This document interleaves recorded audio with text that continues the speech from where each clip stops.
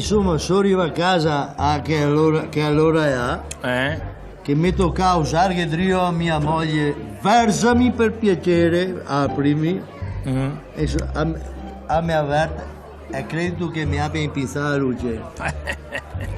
Ho sentito che ha aperto il portoncino, era pensare, chissà che c'era batte sto asco. e è andata in letto e mi sono venuto dentro in casa. Corretto. La luce stusata, il buio pesto. Che vita dura, Ho palpato per tutto per scattare la luce e non mi è cattata. Niente. Mi ascolta anche la luce. Sì, ti ascolta, sì. E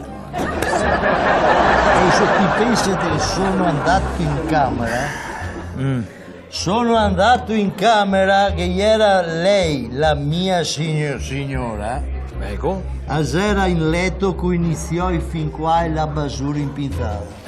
Doveva essere, scusami, sentata su un scagneo. A morte con la luce perpetua.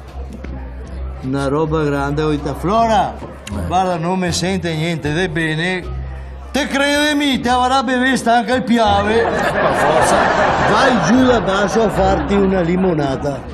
Te poi pensate. Fora Non femmina. cattare la luce per andare su, tu che cade per venire. Figurati, ti ascolta un'altra volta e... Ho fatto una di quelle limonate che guarda, non consiglierei mai a nessuno di farsi una limonata al buio. Al buio, Con le scuro non sta a farti, ma Sconsigliata proprio. Maria Vergine. Mamma Che mia. limonata io. Ma cosa gli era dentro? Torsica, pareva che l'avessi i peni. Dite, Flora, cambia chi limone che ha fatto e pene forza di stare là, chissà da quanti anni. Il limone, quel pene. Questa. Me femmina mi fa, guarda che ti ho appena comprato i nuovi stamattina al mercato.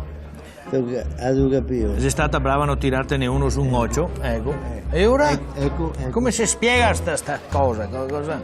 Avuto veda che mi ieri struccare il canarino. Invece... Lo scuro giallo era giallo. Già.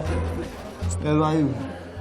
Oh, signore. Ecco per cosa che il limone fischiava.